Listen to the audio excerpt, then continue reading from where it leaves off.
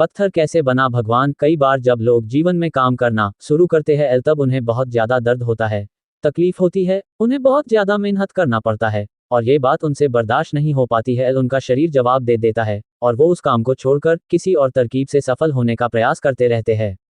लेकिन याद रखिएगा, इस प्रकार से कोई भी व्यक्ति जीवन में सफल नहीं हो पाता है। याद रखिएगा कि सफलता का मार्ग मेहनत, दर्द और तकलीफ से होकर गुजरेगा और यह आपको सहना ही पड़ेगा, तो इसके लिए आप हमेशा तैयार रहिए। तो चलिए इस बात को एक कहानी के माध्यम से समझते हैं।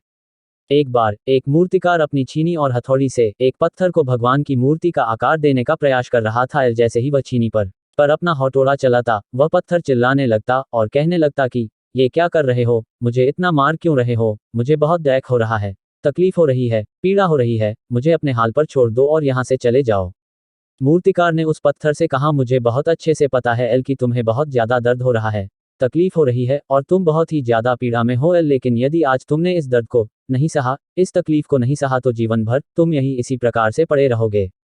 मुझे पता है कि तुम में आगे बढ़ने की अपार संभावना है, तुम एक बहुत अच्छे पत्थर हो, लेकिन यदि तुम इसी प्रकार से रहोगे तो कभी भी आगे नहीं बढ़ पाओगे। इतना कहकर मूर्तिकार औजार उठाए ही थे कि पत्थर फिर से चिल्लाने लगा, गिड़गिड़ाने लगा, विनती करने लगा कि मुझे अपने हाल पर छोड़ दो। मुझे पता है कि जीवन के लिए कौन सी चीज सही है और कौन सी चीज गलत है। मुझे बहुत ज्यादा दर्द हो रहा है, अब मैं इस तकलीफ को बहुत ज्यादा नहीं सह सकता। मैं जिस हाल में जो उस हाल में छोड़कर मुझे तुम ऐसे चले जाओ। उस मूर्तिकार फिर से उस पत्थर को समझाने की कोशिश की, ज्यादा अधीर मत बनो और अपने सब्र को बनाए रखो, थोड़ी देर और इस दर्द को सहो। यदि इस दर्द को सह लिया तो मैं भगवान की मूर्ति के रूप में तुम्हारी स्थापना करवाऊंगा और फिर दूर दूर से लोग तुम्हारी पूजा करने आएंगे और पंडित और लोग तुम्हारी सेवा करेंगे। लेकिन पत्थर ने उस मूर्तिकार की एक भी बात नहीं मानी, वह चिल्लाता रहा और अपनी बात पर अड़ा रहा। मूर्तिकार ने उस पत्थर को समझाने की बहुत कोशिश की, लेकिन वो पत्थर नहीं माना। अब मूर्तिकार भी थक चुका था और वह उस पत्थर को छोड़कर आगे बढ़ गया और थोड़ी ही दूर जाकर देखा कि एक और बहुत ही अच्छा पत्थर वह पड़ा हुआ है। उसने छीनी और हथौड़ी उठाई और उस पत्थर को मूर्ति बनाने के लिए वो तैयार हो गया। मूर्तिकार ने छीनी और हथौड़ी का वार दूसरे पत्थर पर जारी रखा। दूसरे पत्थर को भी दर्द हुआ, तकलीफ उससे भी हुई, लेकिन उस पत्थर ने बर्दाश्त कर लिया और देखते ही देखते थोड़ी समय के बाद उस पत्थर ने भगवान की मूर्ति का रूप धारण कर लिया।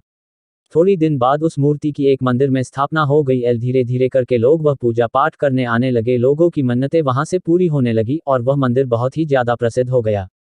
अब धीरे धीरे करके दूर दूर के गांव से लोग वहां पूजा पाठ करने आने लगे। फिर एक दिन और उससे पत्थर को उसी मंदिर में लाया गया और उसे एक कोने में रख दिया गया। अब लोग आते और उस पर नारियल फोड़ते। ये कोई और पत्थर नहीं बल्कि वही पत्थर था जिसने दर्द को नहीं सहा था। अब वो पत्थर मन ही मन बहुत ज्यादा पछता रहा था, दुखी हो रहा था और अपने आप से कह रहा था कि काश मैंने उस दिन उस दर्द को, उस तकलीफ को सह लिया होता, तो आज लोग मेरी भी पूजा करते।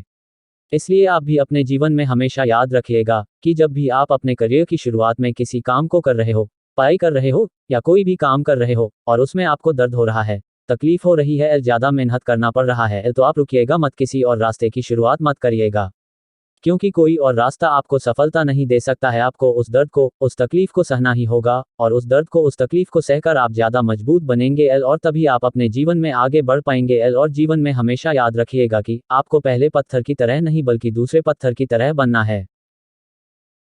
भगवत गीता ही है जो आधुनिक युग में समस्याओं से घिरे हुए मनुष्य को एक कर्मशील जीवन जीने के लिए प्रेरित करती है। गीता ऐसे प्रेरणादायक संदेशों का महासागर है जो जीवन से निराश मनुष्य को आशाओं से भर देती है। ठीक उसी प्रकार जिस प्रकार भगवान श्री कृष्ण ने अर्जुन की निराशाओं को दूर किया और उसे युद्ध लड़ने के लिए प्रेरित किया।